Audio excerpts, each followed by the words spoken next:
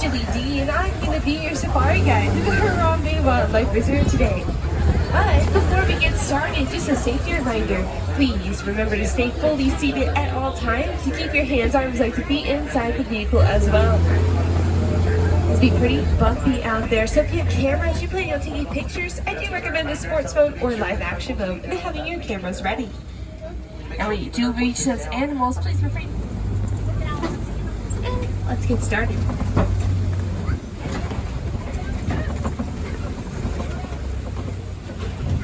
Yeah, I hope you're ready to use your detection skills. In the Little Laturi Forest, these animals have special marks on their backs to help them blend in and hide. So you're looking far and wide to try and find them. But your first one's actually to the right there. That's the okapi in the right corner.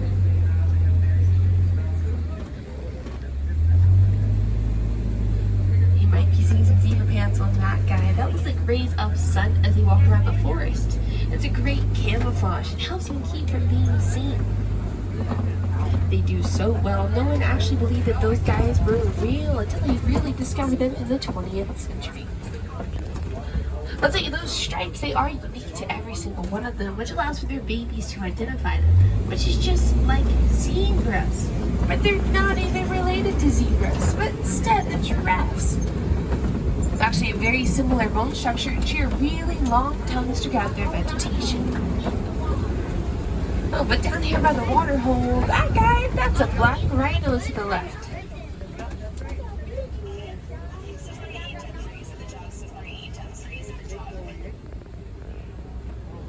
Now if you look extra close, you'll see his distinctive features, that pointed upper lip that's wiggling around. That helps him eat his vegetation from trees and bushes above him, and how you can tell him apart from other rhinos. Now he may have been by himself. They are known to be very territorial. We're lucky we just saw the one. They were nearly wiped out in the 20th century, down to about 2,000 of them left due to poaching. But with efforts to stop that, we've now raised their numbers back up to about 5,000 today. But I tell you, there to the left are two more. The orange ones are going to be bongos, and the tan ones are greater kudu.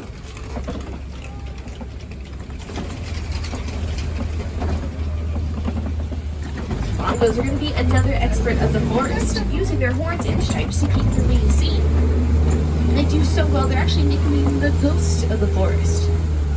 Well, the kudu are the largest of their species, but they'll still manage to jump around 8 feet high and even run at 60 miles per hour to evade their predators if necessary. But we're definitely not in the forest anymore. Up next, you're going to be seeing the Safi River. So we're looking underwater this time for anything you can find. Like in the back right corner. Do you see him down there? It's going to be Nile hippopotamus. Well, don't worry, because we might find some more. Along the way, these big birds down here are the pink-backed pelicans. And there go more hippos off to the left.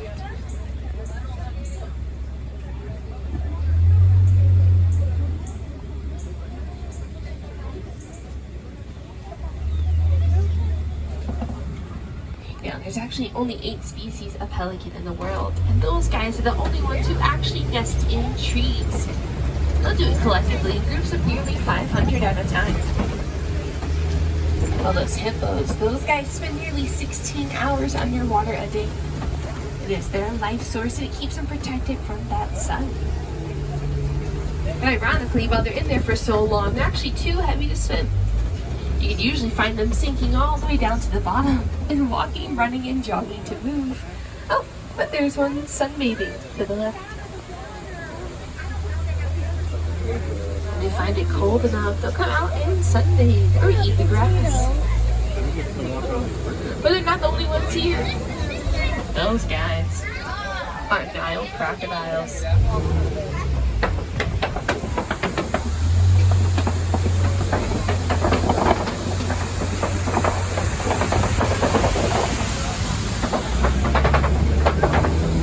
If you saw any of them with their mouths wide open, that was a form of thermal regulation for them. They'll sit there with their jaws wide open like they're smiling. But their jaws are no joke. They'll actually crush the bones of their prey and eat up to half of their body weight in one sitting. Typically, they do weigh about 500 to 1,600 pounds themselves.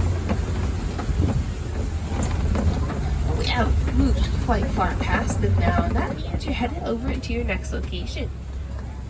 You see that big tree to the right-hand side? That's going to play a really big part. It's called a tree of life, or a baobab tree. And that's what they really look like in the wild. They're known to hold a lot of water inside their trunks, so animals can come up to them to poke holes and drink from it just like a water source.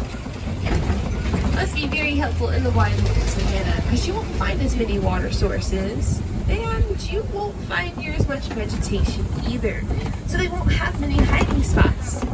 You might find them immediately, but to protect each other, they'll stick in large groups, so you'll see multiples of each one.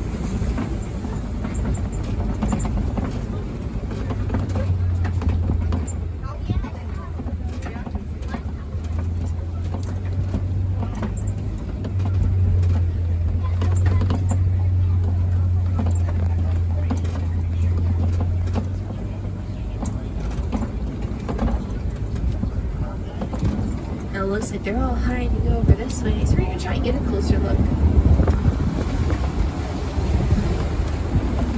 But if you look there to your left, there's your first one.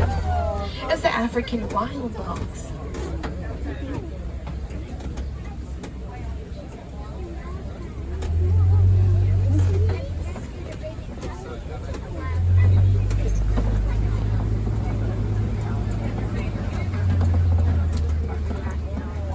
They're known to travel in groups of 30 at a time. They'll chase their prey and wear them out. And they'll have a really high success rate of about 80%. But if you see these horned guys around us, these are going to be the Ankoli cattle. Their horns reach about 6 feet in length, but they're made of a honeycomb structure. So while they look heavy for us, it's actually just a lot of room for them to circulate blood and regulate their body temperatures during the day. Now at nighttime though, they do know how their horns look, big and intimidating. So they'll actually take them and sleep in circles with them facing outwards and their babies in the middle to try and protect them while they're sleeping.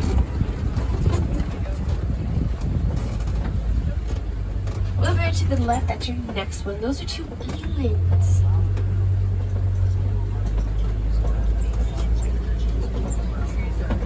Like you did not only see one, but 2 in one location. Those guys are endangered, so about 50% of their population now lives on preserves or protected land like this one. You don't really find them out there anymore. Now they might look very similar from a distance. I'll tell you that's a male and female. Sometimes it's super easy to tell them apart. As males will create flower crowns and wear them on their heads to impress their females.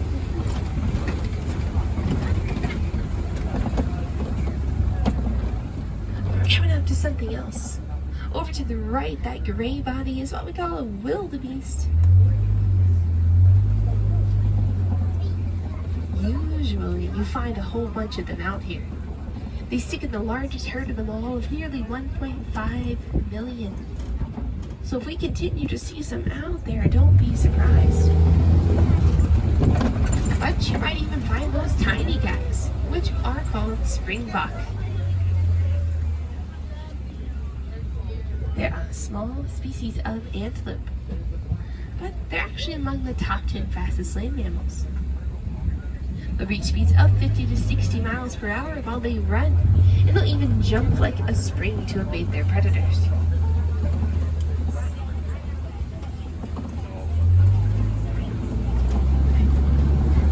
Now they can jump around 6 feet up and 13 feet outwards, and they'll usually do that when they're scared. But jumping so fast, it actually puts their body into shock. So when they do jump up, their body will turn into a limp noodle, and then they'll fall back down to the ground and repeat the process. But I did have another one about those wildebeest. Those guys don't actually eat so much at one time that they'll help stop the spread of wildfires because of what they consume. But when they go stampeding, their feet will actually overturn the soil and allow for more vegetation to grow later and help revive ecosystems. Which is just like our next friend. Over to the right-hand side is an African elephant. But if you're rebellious and you look to the left, you might even spot some mandrills back there. They're a species of monkey.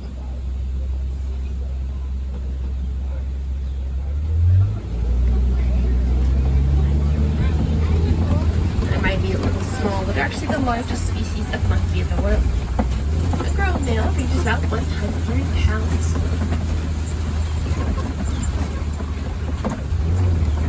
As for that elephant, you might have seen something happening, and I'll explain it to you. Those guys do eat nearly 300 pounds of vegetation in a single day. And that's a lot of food, but it's also a lot of seeds. So when they go to defecate up to 150 pounds, they'll actually spread it back out. It can dry up and grow more for them to eat later and help revive ecosystems, just like the wildebeest. So elephants are actually super spreaders of vegetation.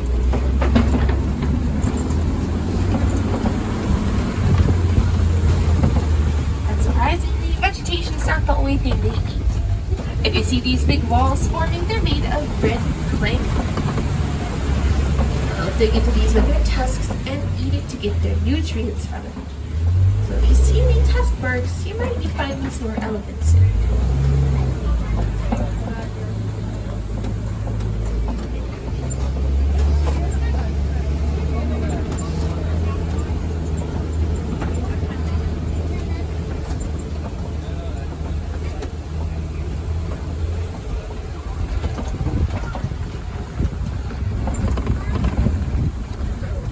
It looks like they're all going to be in the middle, so I'll tell you some things to observe real fast. If you happen to see the shapes of their ears, you might see they look like the shape of Africa, which is how we can identify them. But if they flap those ears around, that's like pulling their bodies off by 10 to 15 degrees. Thanks to a lot of blood vessels they have in their ears where they can circulate blood.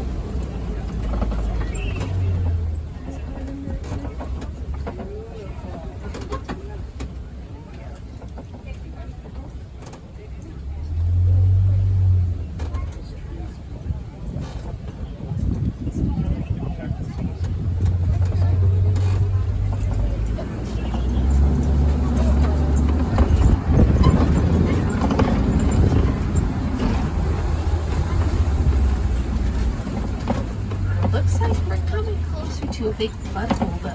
That can only mean we're coming closer to our much more feathered friends.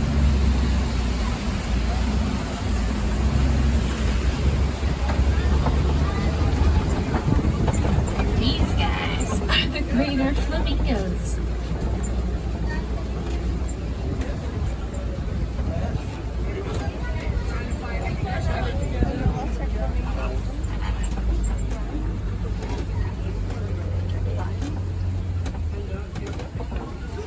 They're the largest and lightest pink of their species. They'll be very pastel in color.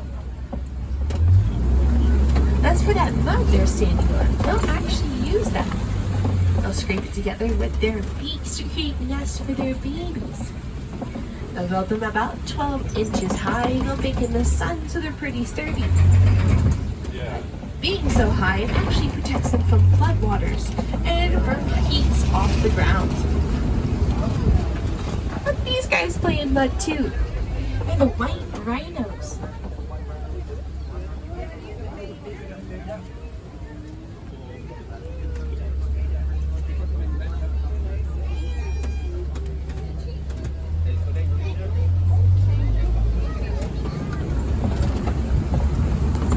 You might see that big mud hole out there. They'll actually dig that themselves using their horns like a shovel. They'll roll around in it to have a sunwalk and have a fun time. But when that mud dries off, if you look at the trees, you'll see that's where they rub it off to get rid of it, including things like dead skin cells. That's how you can usually tell out their territory.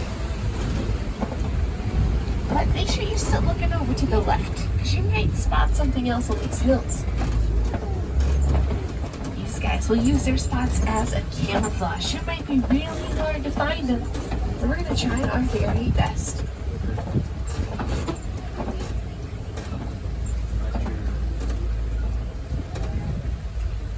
They might just be doing a really good job, but usually there are cheetahs out there. Use their spots as a camouflage to keep from being seen while they rest. But they're not the only big cat here. Make sure you look up on these rocks. There's a certain cat that will use these as lookout points. You might see him back there by that crooked tree. This might be a lion. We're just gonna try and get ourselves a better view.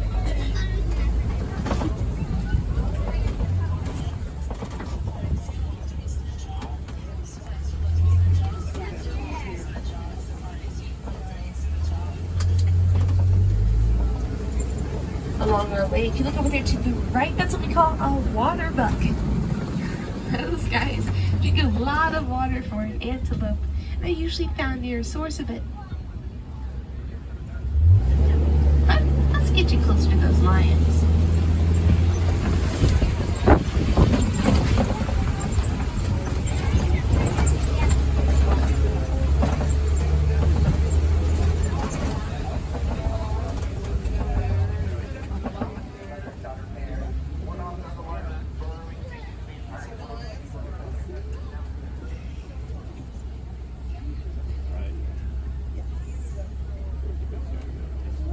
Well, looks like you caught them at a good time. They're usually sleeping or resting like this for about 16 to 20 hours a day. Their bodies are known to not have any sweat glands, so they can't handle the heat, but they're also not nocturnal. They don't have a purpose of being awake during the day. I'll tell you, your next one's sleeping as well. Right behind that fallen log, you might see some furry heads. Those are going to be warthogs. They're just a little hidden. If you see all the holes in the ground, those are from them. They love to burrow. They'll burrow so much they'll even take other animals' burrows from them. Oh, to the right there, there are more white rhinos. And this guy closest is a Warthog.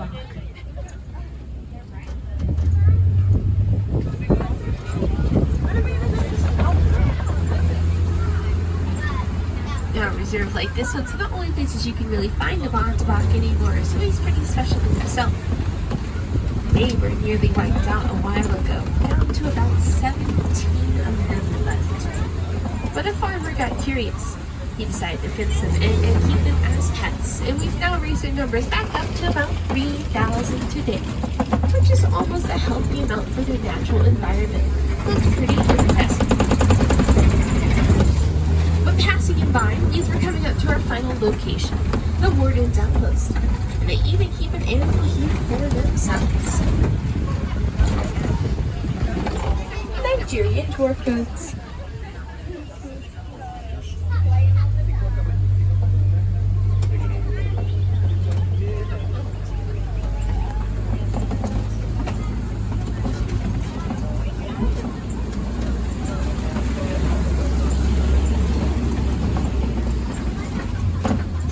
Those guys are very playful, sociable, and cute, so people will often keep them as pets. But they're even milk goats, so you take their milk and goat cheese and sell it to meat for profit. But passing it by means we're at the end of our journey. So if you guys heard any cool new facts out there today, or took any good photos of those animals, feel free to go home and spread it around with your family and friends. Know that by educating others, you're actually spreading awareness for those animals, which is great, because they can't do that for themselves.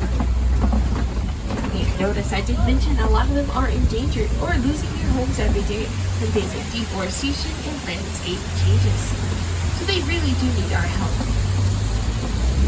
things we can do ourselves is spread awareness. It's completely free and you never know who you're truly inspiring to help make a difference. Or you can even take extra steps like reduce, reuse, repurpose, and recycle. It could be as easy as throwing a plastic water bottle into the recycling bin while you're at the park today.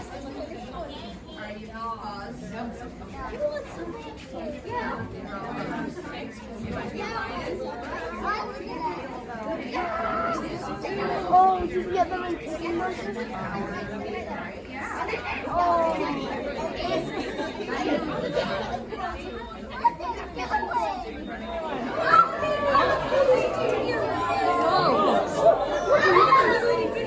Protecting the baby.